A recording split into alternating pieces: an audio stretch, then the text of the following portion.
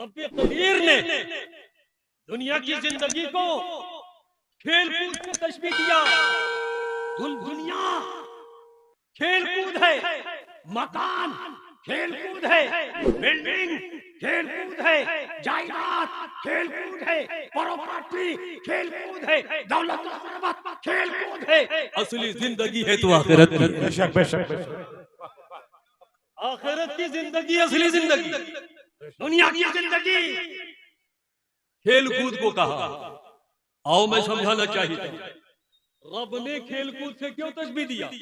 तवज्जो चाहता हूं कि दुनिया में मुख्तलिफ किस्म का खेल, भालू का खेल है, बंदर का खेल है, बाइस्कोप का खेल है, मुख्तलिफ किस्म की खेल है।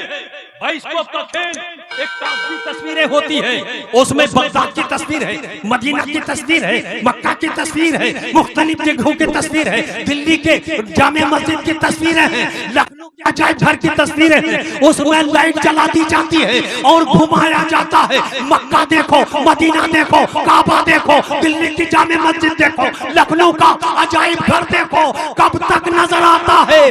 जब तक के लाइट जला दी जाती है सब नजर आता है। लाइट गुम कर दिया जाता है, मक्का नजरों से गायब, मदीना नजरों से गायब, मक्का जामे मस्जिद नजरों से गायब, दिल्ली के अजायब घर नजरों से गायब। तो पता चल गया जब तक लाइट जलती है सब नजर आता है, लाइट गुल कर दिया सब गुल हो जाता है। रब्बे कदीर ने फरमाया कि अपने ज़हन को खुदा की तरफ ले चलो। रब्बे कदीर फरमाता है ऐसे ही इंसान की जिंदगी है। इंसान की जिंदगी है, हयात का बटन जला दिया, बच्चे नजर आ रहे हैं, औलाद नजर आ रही है, दरबत नजर आ रही है, सरबत नजर आ रही है, जायदाद नजर आती है। कब तक नजर आती है? हयात का बटन जला दिया सब नजर आती है और हयात का बटन गुल कर दिया। बच्चे गायब है, औलाद गायब है, सरबत गायब है, जायदाद गायब है। जिंदगी इंसान की खेल की मानिंद है। अभी बटन जला दिया हयात का, सब नजर आता है और हयात का बटन गुल कर दिया सब गुल हो जाता है। नारे तकबीर, नारे रिसालत, नूरी कॉन्फ्रेंस, हज़रत अल्लामा मुफ्ती शबीर साहब किबला। नारे तकबीर, नारे रिसालत। सुभान अल्लाह। यूपी से नहीं आया है, किशनगंज से आया है।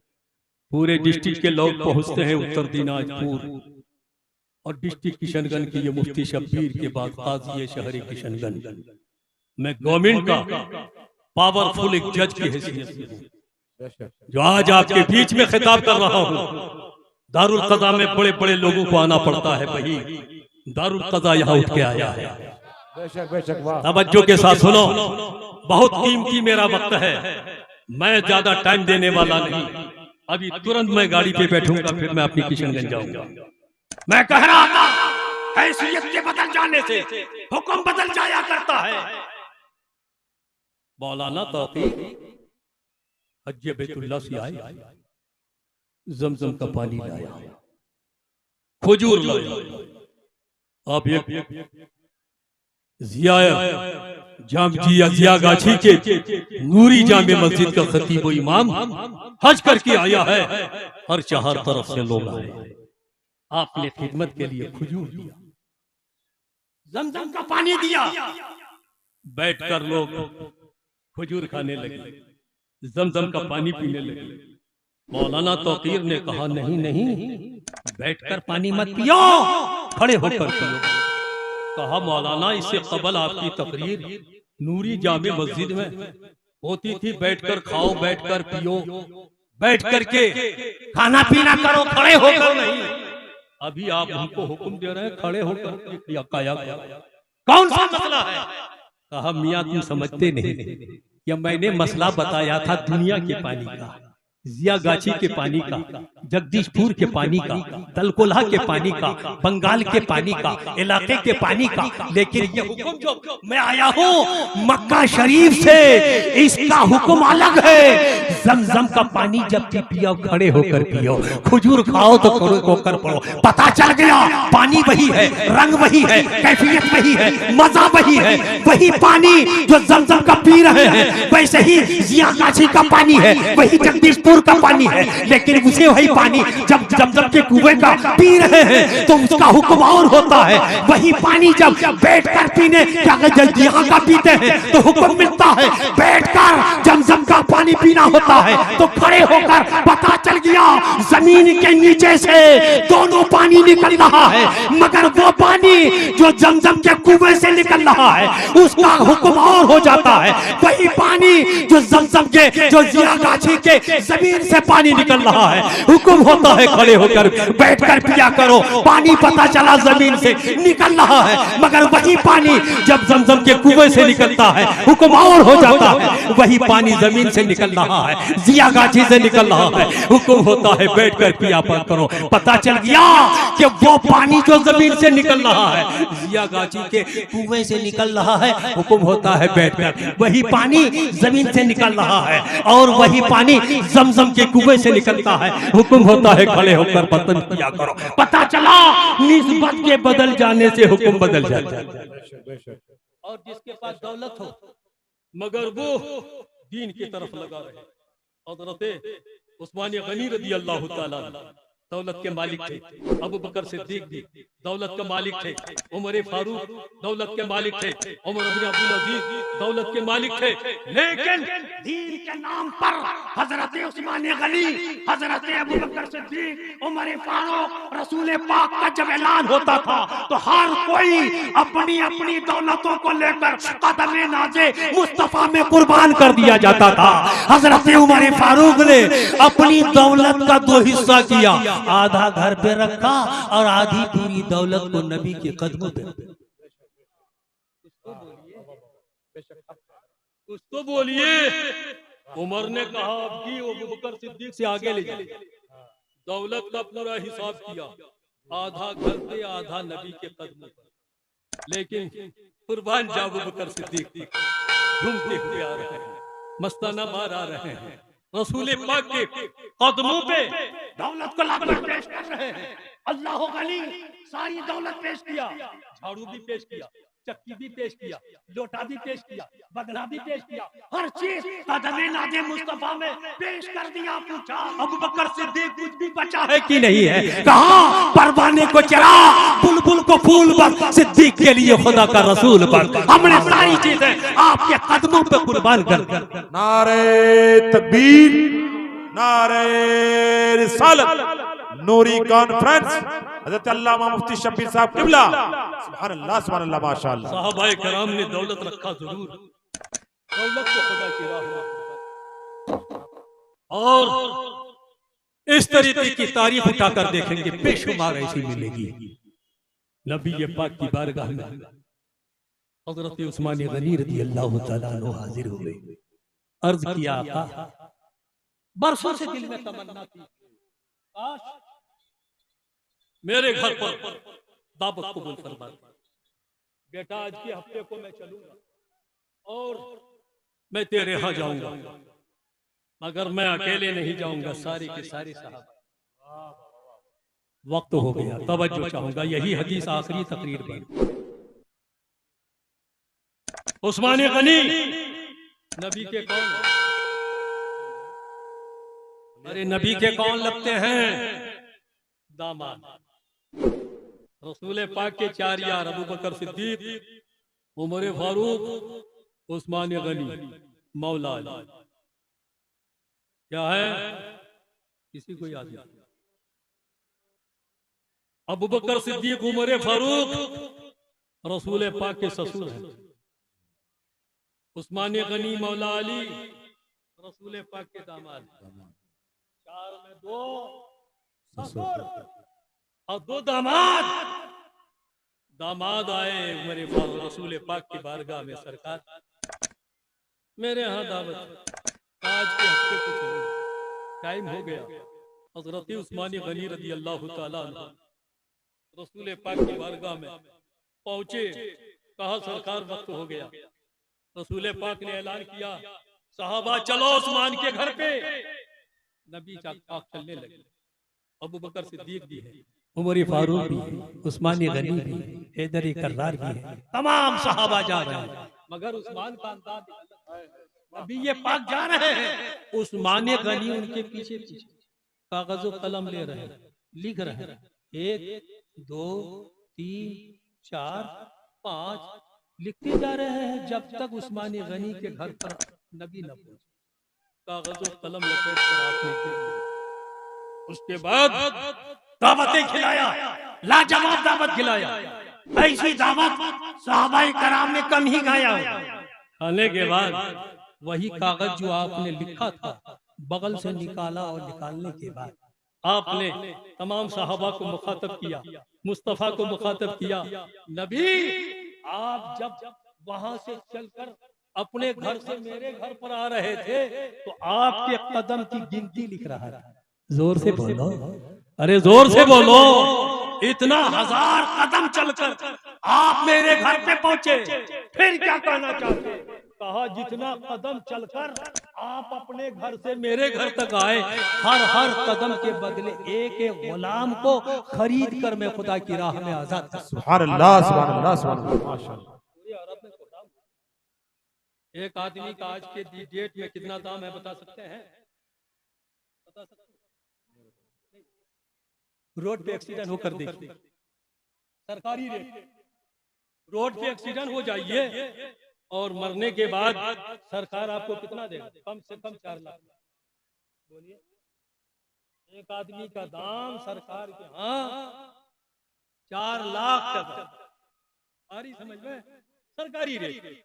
हज़रत उस्मान गनी रज़ियल्लाहु ताला ने ऐलान किया कि हर कदम के बदले में एक एक गुलाम को मैं आजाद करता हूँ। तो आप बताओ नबी पाक सल्लल्लाहु अलैहि वसल्लम अपने घर से लेकर उस्मान के घर तक पहुँचने के लिए नहीं तो कम से कम 500 या 1000 कदम चल के आए होंगे। मौलाना तौकीर साहब के घर से यहाँ पहुँचने में मैं समझता हूँ कि कम से कम 500 कदम होगा और उनका कदम कहीं और दूर है। तो हजरत उस्मान गनी ने हर कदम के बदले में एक एक गुलाम खरीद करके आजाद किया। पूरे अरब में शोहरत। सुभान अल्लाह, सुभान अल्लाह, अली सुभान अल्लाह, नबी का छोटा दाम। मंजिल पर आ रहा हूँ हजरत। जी जी जी। छोटा दामाद, दिल में उनका भी जोश मारा, हम भी तो दामाद हैं। उन्होंने इतनी कुर्बानी दिया और मैं एक दिन खाता हूँ, एक दिन भूखा रहता हूँ, मेरे पास कुछ नहीं है। झूमते हुए अली घर पर पहुंचे, दरवाजे पर फातिमा इंतजार करती है और जो ही सामने हजरत अली पहुंचे तो फातिमा ने मोहब्बताना अंदाज में अपने शोहर को कहा, अस्सलाम वालेकुम शोहर नामदार। वालेकुम अस्सलाम बीवी, मेरी चाहिए थी बीवी। लेकिन बीवी ने कहा, जो नबी की गोद में परवरदा है फातिमा ज़हरा ने हजरत अली से शोहर से पूछा, है अली जिस वक्त आप जा रहे थे बहुत खुश जा रहे थे, लेकिन अभी मैं बड़े मायूस नजर आता, मैं नजर देख रही हूँ, आखिर क्या मामला है? आप बड़े मायूस है, खाने में आपको तकलीफ हुई है, खाने में कोई तरह का आपको कोई कमी महसूस हुई है? तो हजरत अली फरमाते हैं, खाना तो बड़ा लाजवाब है, बेशुमार उन्होंने दावतें किया है, ऐसी दावत किया है जिसका कोई हिसाब नहीं। फिर क्या चीज की है? कहा मेरे बड़े साड़ू है, मैं भी दिल में ख्वाहिश रखता हूँ कि मेरे बड़े साड़ू ने इतनी दावत खिलाया, मुझको रब ने गरीब बनाया, एक दिन खाता हूँ एक दिन भूखा रहता हूँ, इसलिए मुझे मायूसी है कि मैं कैसे अपने नबी को दावत खिलाऊं। जोर से, अरे जोर से बोलो। फातिमा कहती है, आप भी जाइए दावत देकर आइए। मुकम्मल होने दो, आप भी जाइए दावत देकर आइए। कौन कह रही है? फातिमा। किनसे कह रही है?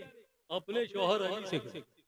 अली ने कहा, घर में तो कुछ तो नहीं, एक दिन खाते एक दिन भूखा रहते हैं, आखिर क्या बात है? दावत दूंगा तो बेइज्जती होगी। कहा मैं कह रही हूँ, घर का मालिका मैं, घर के हाल को मैं जानती हूँ, आप जाइए नबी को दावत दे। हजरत अली न चाहते हुए गए। जब सुबह सवेरे पहुंचे, अली पीछे खड़ा है, बेटा क्यों आया है? कहा हुजूर, नाचीज की भी दिली ख्वाहिश है, बोलो बेटा क्या ख्वाहिश है? कहा मेरे बड़े साड़ू क्या की दावत आपने खा ली और मेरी भी दिली ख्वाहिश है कि आप भी मेरे यहाँ तशरीफ लेकर जाएं और आप भी मेरे यहाँ दावत खाएं। कहा बेटा आज के हफ्ते को जाऊंगा। अल्लाह सुभान अल्लाह। अली आए लौटकर। फातिमा ने पूछा अस्सलाम वालेकुम, क्या खबर है? कहा नबी ने दावत तो ले ली। कहा अल्लाह का शुक्र है। कहा नबी ने अपनी सिर्फ दावत लिया कि सबकी दावत लिया? वाह। कहा नबी ये पाक को तो मैंने खुद दावत दिया, लेकिन नबी ने सबको दावत दी। सुभान अल्लाह। फातिमा क्या जवाब देती है? ऐ शौहर, मुझे नबी का इंतजाम करना है और सबको दावत मुस्तफा ने दिया है, सबको पूरा मुस्तफा फरमाए। सुभान अल्लाह। फातिमा ने कहा एक हफ्ते का समय, आप भी मेहनत करो, मैं भी मेहनत करती हूँ। हजरत फातिमा मेहनत करना शुरू किया। चक्की पीसना है, आटा गूंदना है, औरत का जो भी खिदमत थी ये कर रही है। और अली को कहा आप जाओ, आप भी मेहनत करो, बाजार जाओ, आप भी कुछ कमाओ। एक दिन कमाया, एक दिन न कमाया, एक दिन कमाया, एक दिन न कमाया, खाते पीते प्लस माइनस करके सब खत्म हो गया। अब घर में कुछ भी नहीं है। अली, फातिमा ने कहा अली जाओ नबी को बुला कर। बहुत जोर से, सुभान अल्लाह। अरे जोर से बोलो। कहा जाओ नबी को बुलाकर लेकर आओ। अली ने कहा घर में तो कुछ नहीं है। नबी ने फरमाया, क्या अली ने फरमाया क्या आप इस चीज को मैं घर में कुछ नहीं क्या बुलाकर खिलाऊंगा? फातिमा ने कहा आपने दावत दिया, बुलाकर लेकर आइए, पूरा करेगा खुदा बंदे कुद्दूस। हजरत अली कहते हैं मैं गया, मेरा एक कदम आगे जाता है, कदम पीछे हटता है, कदम आगे नहीं बढ़ता। चूं ही मैं आगे जाता हूँ, हजरत खातून जन्नत फातिमा ज़हरा खजूर की चटाई बिछाती है। जोर से बोलो, जोर से बोलो। खजूर की चटाई बिछाती है, रब्बे कदीर की बारगाह में दुआ कर रही है, ए रब्बे कदीर तू अलीम बिज़ाती सदूर है, दिल के हालात को जानने वाला है। अभी मेरे घर पर मेहमान आने वाला है, मेरे घर में कुछ भी नहीं है, गिरिया जारी किया है, आंसू बहाया है, आंख से आंसू के कतरा जारी होने लगे हैं। तो हजरत जिब्रील को खबर दी जाती है, रब्बे कदीर की तरफ से आवाज आती है, जिब्रील क्या देख रहा है? जाओ नबी की बेटी के घर में मेहमान आने वाला है, इंतजाम करो। जाते हैं जन्नत से दस्तरखान लेकर, हजरत फातिमा के दरवाजे के करीब आते हैं और दरवाजा कुंडाए कुंडी खटखटाया जाता है। फातिमा रो रही है, आंसू को पूछते हुए, अपने सर का चादर को ढांकते हुए जब दरवाजे के करीब आती है, वो कहा अभी तेरे घर में मेहमान आने वाला है, खुदा ने खाना भेजा है, उसको ले लो। फातिमा ने दरवाजा खोला, खाना लिया, एक साइड में रख दिया और सजदे शुक्र भी बचा ही ना रहे हैं कि इधर से नबी आ गए, हजरत नबी आ गए, अबू बकर सिद्दीक आ गए, उस्मान गनी आ गए, हैदर कल्लार आ गए, सलमान फारसी आ गए, बिलाल हबशी भी आ गए, तमाम सहाबाए किराम। लोगों ने बताया कि तकरीबन 700 सहाबाए किराम वहां पहुंच गए। सुभान अल्लाह। फातिमा उठी, जल्दी हाथ धुलाओ, जल्दी पैर धुलाओ, दस्तरखान बिछाओ।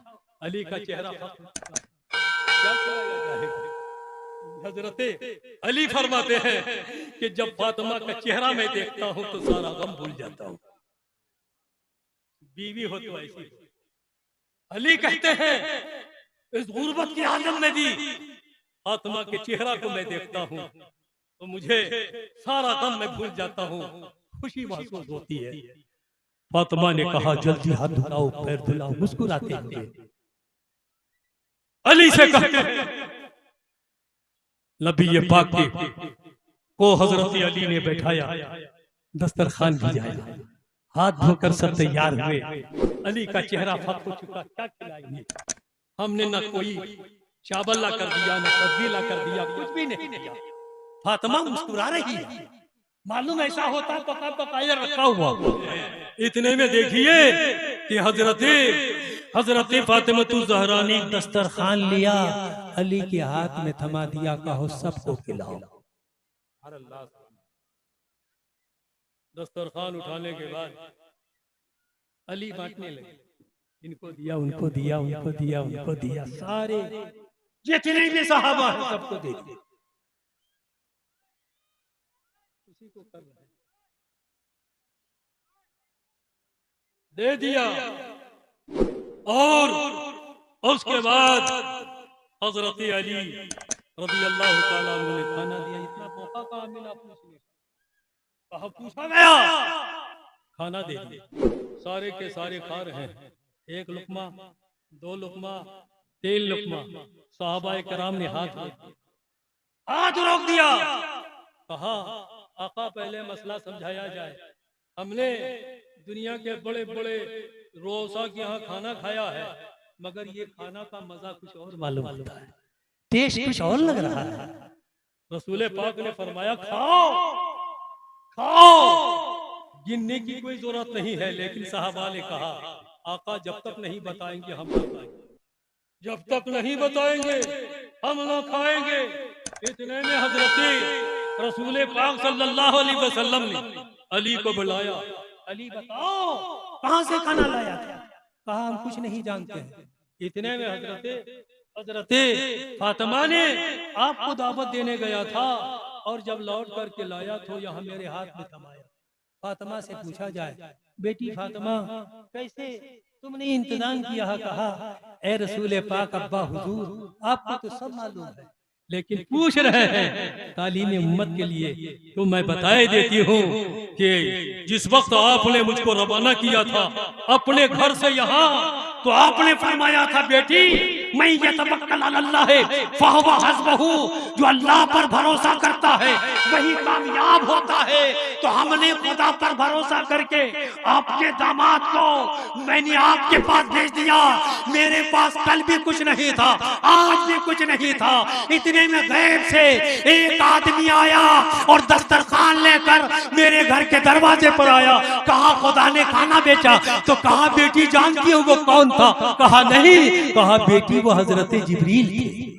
अब मैं इसी पर अपनी तकरीर को खत्म करता हूँ। बस मेरी आपसे यही गुजारिश है कि चैनल को सब्सक्राइब, लाइक, शेयर करें और इस चैनल में आपको नाते, तकरीरें और प्यारे नबी की प्यारी प्यारी बातें सुनने को मिलेंगी।